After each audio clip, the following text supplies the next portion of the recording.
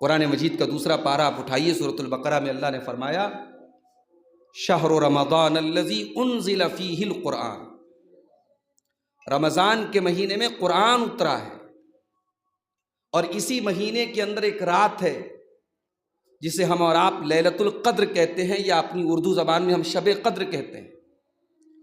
اس کا مقام کیا ہے؟ اللہ نے اس سورت کی، اس رات کی فضیلت پر پوری ایک سورت نازل کر دی جس کو سورۃ القدر کہتے ہیں، اور اللہ تعالیٰ نے اس رات کی فضیلت کو بیان کرتے ہوئے فرمایا لیلۃ القدر خیر من الف شہر۔ ایک رات کتنی بڑی ہوتی ہے؟ مغرب سے لے کر کے فجر تک کے اس پورے پیریڈ کو ہم رات کہتے ہیں۔ ایک رات 1000 مہینوں سے، 1000 مہینہ آپ کیلکولیٹر پہ جوڑیں گے 84 سال سے بھی زیادہ ہوتا ہے۔ اللہ نے کہا کہ ایک رات کی فضیلت 84 سال سے بھی بہتر ہے۔ سوال یہ ہے کہ ہم رمضان کے مہینے کا استقبال کیسے کریں؟ رمضان میں ہم کیا کریں؟ اس کو جاننے کے لیے ہم یہ پہلے سمجھیں کہ رمضان کی سب سے خاص عبادت کیا ہے۔ ہم جانتے ہیں کہ رمضان کی سب سے خاص عبادت روزہ ہے۔ روزے کو عربی میں صوم کہتے ہیں، اور صوم کے معنی بھوکا رہنا نہیں ہوتا، صوم کے معنی پیاسا رہنا نہیں ہوتا، صوم کے معنی ہوتے ہیں رک جانا۔ جتنی چیزوں سے اللہ تعالیٰ نے آپ کو روزے کی حالت میں منع کیا ہے، ان تمام چیزوں سے رک جانے کو روزہ کہتے ہیں، صوم کہتے ہیں۔ اچھا، روزے کا مقصد کیا ہے؟ یا ایھا الذین آمنوا کتب علیکم الصیام کما کتب علی الذین من قبلکم لعلکم تتقون۔ اے ایمان والو، تم پر روزے فرض قرار دیے گئے ہیں، یہ روزے فرض ہیں تمہارے اوپر، رکھنا ہی رکھنا ہے، کوئی بہانہ نہیں چلے گا۔ بچہ یا بچی بالغ ہو جائے اور جسمانی کوئی بیماری نہ ہو، روزہ فرض ہے۔ یہ بات یاد رکھیے آپ۔ بعض گھروں میں لڑکیاں بڑی بڑی ہو جاتی ہیں، 12 سال کی ہو گئی، 13 سال کی ہو گئی، پیریڈ ان کو آنے لگے، بالغ ہو گئی، لیکن لوگ نہیں رکھواتے روزہ کی، صاحب ابھی ہماری بچی بہت چھوٹی ہے۔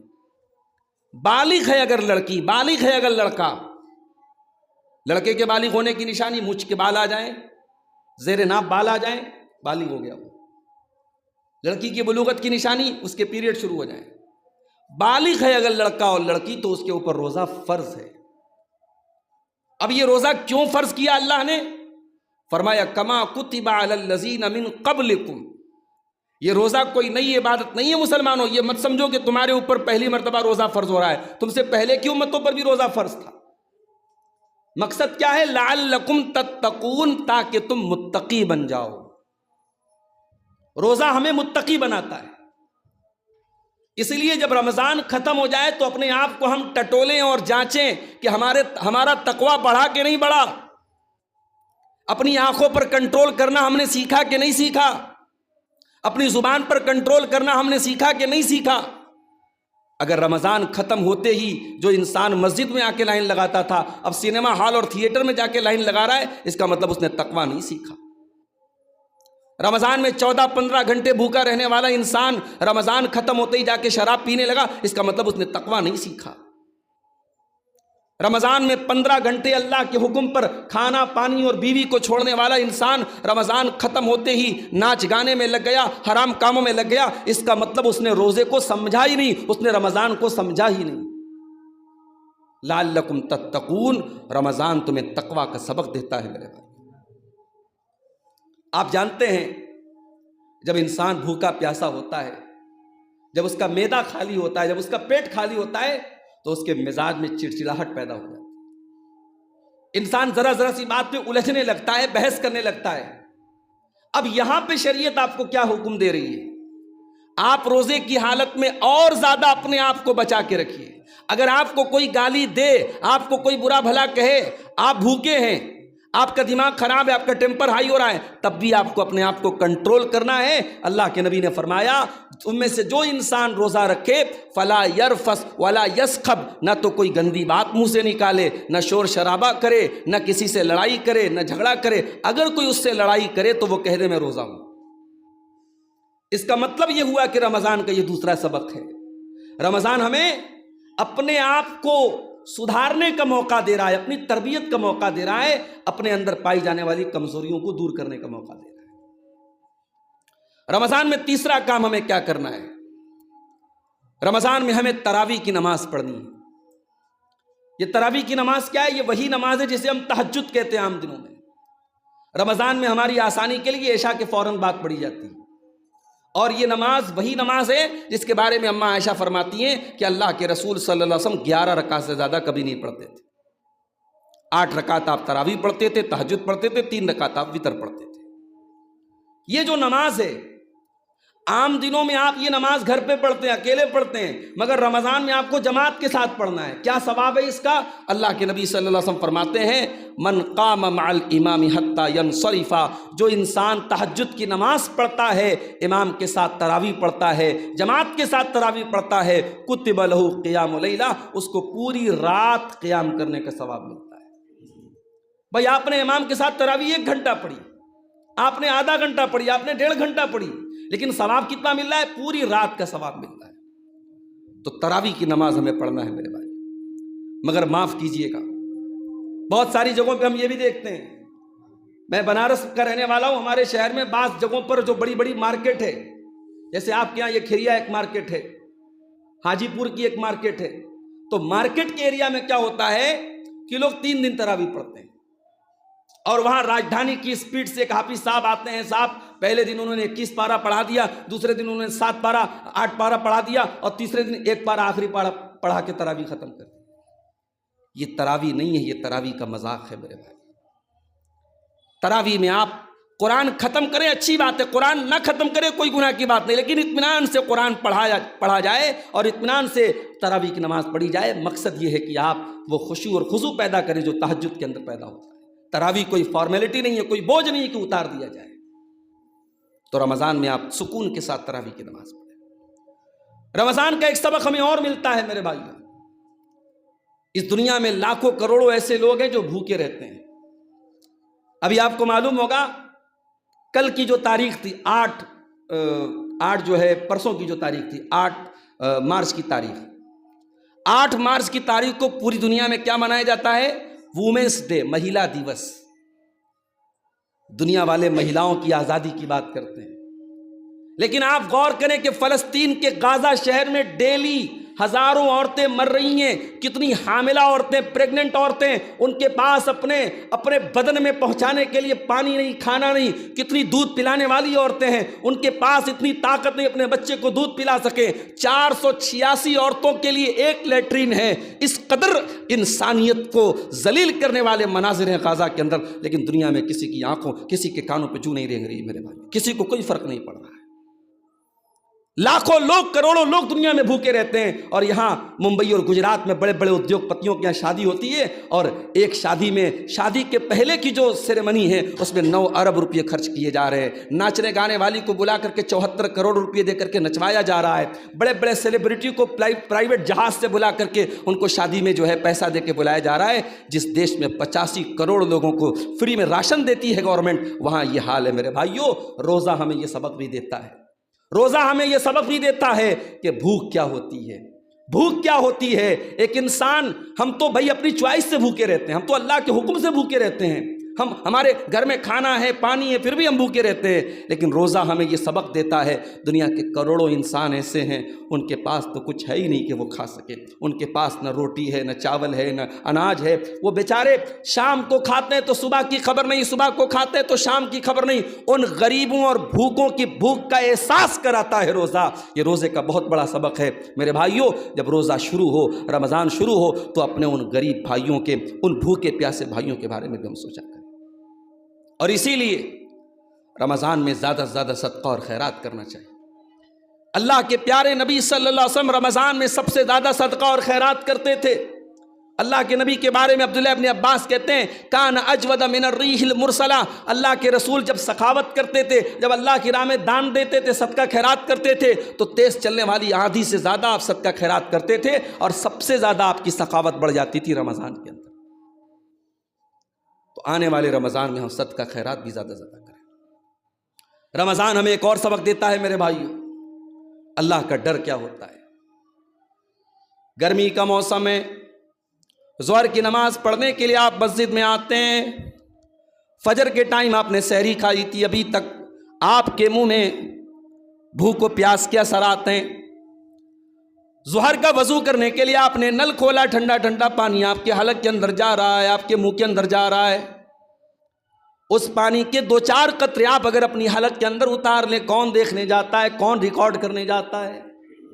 میرے پیارے بھائیوں، وہ کون سی طاقت ہے سخت پیاس کے باوجود اور گرمی کے موسم کے باوجود اس پانی کو جو آپ کے منہ میں جا رہا ہے اس کو حلق کے نیچے اتارنے سے کون سی طاقت روک رہی ہے؟ اسی طاقت کا نام تقویٰ ہے، اسی طاقت کا نام اللہ کا ڈر ہے۔ روزہ ہمارے دل میں اللہ کا ڈر پیدا کرتا، اللہ کا تقویٰ پیدا کرتا ہے۔ روزہ ہمیں یہ سکھاتا ہے کہ اگر اللہ کے حکم پر ہم حلال چیزوں کو چھوڑ سکتے ہیں، کھانا حلال ہے، پانی حلال ہے، بیوی حلال ہے، اور حلال چیزوں کو اگر اللہ کے لیے چھوڑ سکتے ہیں تو سگریٹ کو کیوں نہیں چھوڑ سکتے؟ شراب کو کیوں نہیں چھوڑ سکتے؟ گٹکھا کو کیوں نہیں چھوڑ سکتے؟ کھینی کو کیوں نہیں چھوڑ سکتے؟ گالی گلوچ کو کیوں نہیں چھوڑ سکتے؟ حرام کام کو کیوں نہیں چھوڑ سکتے؟ جس اللہ کے حکم پر ہم 1 مہینہ حلال چھوڑ سکتے ہیں، حرام بھی چھوڑ سکتے ہیں میرے پیارے بھائی۔ اس لیے کبھی رمضان کو بوجھ مت سمجھنا۔ بعض لوگ رمضان کو بوجھ سمجھتے ہیں، رمضان شروع ہو جاتا ہے تو کہتے رہے یار ابھی تو 5واں روزہ چل رہا، ابھی تو 25 دن باقی۔ معاف کرنا میرے بھائیوں، یہ مومن کی نشانی نہیں ہے، یہ منافق کی نشانی ہے جو رمضان کو اپنے اوپر بڑا بھاری سمجھتا ہے۔ اللہ کے نبی جب رمضان آتا تھا اپنے صحابہ کو ویلکم استقبال کرتے تھے رمضان کا، اور اپنے صحابہ کو خوشخبری دیتے تھے۔ اللہ کے نبی جب رمضان کا مہینہ آتا تھا خطبہ دیتے تھے اور خطبے میں کہتے تھے اتاکم رمضان، اے میرے صحابہ رمضان کا مہینہ آ چکا ہے، وہ مہینہ آ چکا ہے جس میں جنت کے دروازے کھول دیے جاتے ہیں، جس میں جہنم کے دروازے بند کر دیے جاتے ہیں، جس میں سرکش شیاطین کو قید کر دیا جاتا ہے، جس میں ایک رات ایسی ہے جو 1000 مہینے سے افضل ہے۔ اللہ کے پیارے نبی خوش ہوتے تھے۔ اور ایک بات اور یاد رکھیے، رمضان میں آپ جب روزہ رکھیں، رمضان میں جب آپ تراویح کی نماز پڑھیں، رمضان میں جب بھی آپ کوئی نیکی کا کام کریں، 2 چیزیں ہمیشہ یاد رکھیے گا میرے بھائیوں، 2 چیزیں آپ کے اندر ہمیشہ ہونی چاہیے، ورنہ روزے کا کوئی مطلب نہیں، تراویح کا کوئی مطلب نہیں۔ اللہ کے نبی فرماتے ہیں من صام رمضان ایمانا واحتسابا غفر له ما تقدم من ذنبه، جس نے رمضان کا روزہ رکھا ایمان کے ساتھ اور ثواب کی نیت کے ساتھ۔ یہ نیت نہ ہو کہ صاحب ہمیں بھوکے رہنا ہے، ہماری صحت اچھی ہو جائے، ہماری کیلوری کم ہو جائے، ہمارا وزن کم ہو جائے۔ آپ کو ایمان رکھنا ہے کہ یہ روزہ اللہ نے فرض کیا ہے، اس تراویح کا حکم رسول نے دیا ہے، اس جو ہے تلاوت کا حکم اللہ نے دیا ہے۔ آپ کو ایمان رکھنا ہے اور ثواب کی امید رکھنا ہے۔ یہ 2 چیزیں یاد رکھیے گا۔ اگر یہ 2 چیزیں ہیں، ایمان ہے اور ثواب کی امید ہے، تو آپ کو تراویح کی نماز بھاری نہیں لگے گی، آپ کو روزہ بھاری نہیں لگے گا، آپ کو قرآن کی تلاوت بھاری نہیں لگے گی۔ رمضان میں قرآن کثرت سے پڑھا کرو میرے بھائی۔ رمضان قرآن کے نزول کا مہینہ ہے، اسی مہینے کی ایک مقدس رات میں قرآن اترا تھا، اس لیے بڑا بد نصیب ہے وہ انسان جو سال کے 11 مہینے بھی قرآن نہیں پڑھتا ہے اور رمضان میں بھی قرآن نہیں پڑھتا ہے۔ آج تو ماشاء اللہ آسانی ہے، موبائل پر آپ جائیے، گوگل ایپ پہ جائیے، گوگل اینڈرائڈ پلے اسٹور میں جائیے آپ، اور اس میں جا کے جو ہے آپ ٹائپ کر دیجیے احسن البیان۔ احسن البیان اردو کی بڑی اچھی تفسیر ہے، ٹرانسلیشن اور ترجمے کے ساتھ، تفسیر کے ساتھ آپ کے موبائل پر آ گئی۔ اب آپ قرآن بھی پڑھ رہے ہیں، ساتھ میں ترجمہ بھی پڑھ رہے ہیں، ساتھ میں تفسیر بھی پڑھ رہے ہیں۔ ہاں، اگر آپ ترجمے کے بغیر بھی قرآن پڑھیں گے، صرف قرآن پڑھیں گے، اس کا بھی آپ کو ثواب ملے گا۔ قرآن پڑھنے والا کبھی نقصان میں نہیں رہتا ہے، ایک ایک حرف پر 10 نیکی ملے گی میرے بھائیوں۔ رمضان میں کثرت سے آپ قرآن پڑھیں۔ اسی طریقے سے رمضان میں ایک کام اور کریں، ڈیلی کوشش کریں جب افطار کرنے کے لیے بیٹھیں، کسی دوست کو، کسی رشتہ دار کو، کسی ساتھی کو، کسی بھی پڑوسی کو اپنے ساتھ افطار میں آپ بٹھا لیں۔ اس کا کیا ثواب ہے؟ اللہ کے رسول صلی اللہ علیہ وسلم فرماتے ہیں من فطر صائما، جس نے کسی روزے دار کو افطار کرایا، کان لہ مثل اجر الصائم، تو جتنا ثواب روزہ رکھنے والے کو ملا اتنا افطار کرانے والے کو بھی ملے گا، اور اس کے ثواب میں کوئی کمی نہیں ہوگی، اس کو پورا ثواب ملے گا اور اتنا ہی ثواب آپ کو بھی ملے گا۔ تو میرے بھائیوں، آپ ایک روزہ رکھیں گے لیکن ثواب 2 روزے کا ملے گا اگر آپ نے ساتھ میں صرف ایک انسان کو افطار کرایا۔ ہمارے یہاں کیا ہوتا ہے، مہینے میں ایک دن افطار پارٹی لوگ کرتے ہیں، پورے اپنے دوستوں کو دعوت دیتے ہیں، وہ الگ بات ہے، آپ افطار پارٹی دیتے ہیں، میں اس کو حرام غلط نہیں کہتا، وہ جائز ہے، لیکن آپ ڈیلی جب افطار کرنے کے لیے بیٹھیں تو ساتھ میں کسی نہ کسی ایک انسان کو ضرور لے لیں۔ رمضان میں ایک کام ہمیں آپ کو اور کرنا ہے، اور وہ کام یہ ہے میرے پیارے بھائیوں کہ رمضان چینجنگ کا مہینہ ہے. کھانے کا ٹائم بدل گیا، پینے کا ٹائم بدل گیا، سونے کا ٹائم بدل گیا. صبح 4 بجے کون اٹھ کر کے ناشتہ کرتا ہے؟ شام کو 6 بجے کون کھانا کھاتا ہے؟ دوپہر کا کھانا ختم ہو گیا، شام کو افطار ہو رہا ہے 6 بجے، صبح 4 بجے سحری کھا رہے ہیں. پوری زندگی بدل گئی. رمضان ہمیں یہ سبق بھی دیتا ہے میرے بھائیوں، اگر ہم چاہیں تو بہت کچھ بدل سکتے ہیں. انسان اگر یہ کہتا ہے صاحب مجھے اس بات کی لت لگ گئی، میرے اندر یہ گندی عادت آ گئی. ہمارے بعض نوجوان ہیں موبائل پر گندی چیزیں دیکھنے کی بری لت لگ گئی. بعض نوجوان ہیں ان کو جو ہے زنا کاری کی اللہ نہ کرے لت لگ گئی. بعض نوجوان ہیں شراب کی اور نشے کی لت لگ گئی. میں کہتا ہوں دنیا کی کوئی لت ہے، اگر اللہ کا ڈر دل میں ہے، اگر اللہ کا تقوی دل میں ہے اور انسان ٹھان لے کہ مجھے یہ چیز چھوڑ دینا ہے، رمضان ہمیں یہ سبق دیتا ہے کہ ہم بری سے بری عادتوں کو چھوڑ سکتے ہیں، بدل سکتے ہیں. تو آنے والے رمضان کو اپنی زندگی میں ایک گڈ چینج، ایک اچھے پریورتن کا مہینہ بنا لیں، اپنی بری عادتوں پر کنٹرول پانے کی کوشش کریں. رمضان کے آخری عشرے میں سب سے قیمتی 10 دن ہوتے ہیں. اسی آخری عشرے میں کوئی ایک رات طاق رات ليلۃ القدر کی رات بھی ہوتی ہے. مگر ہم کیا دیکھتے ہیں، 20 رمضان تک انسان بہت محنت کر رہا ہے، نماز پڑھ رہا ہے، تراویح پڑھ رہا ہے، سب کچھ کر رہا ہے. آخری عشرہ آیا تو صاحب مارکیٹوں میں گھوم رہا ہے، بیوی کو کپڑا دلانے چلا گیا، بچوں کو کپڑا دلانے چلا گیا. اب یہ جو آخری عشرے کی رات ہے، جو سب سے قیمتی رات ہے، وہ برباد ہو رہی ہے مارکیٹوں میں. ایک واقعہ آپ کو سناؤں. امام مالک رحمۃ اللہ علیہ بہت بڑے امام تھے اپنے دور کے. ایک مرتبہ وہ درس دے رہے تھے. اچھا، امام مالک کس چیز کا درس دیتے تھے؟ حدیث پڑھاتے تھے، حدیث کا درس دیتے تھے.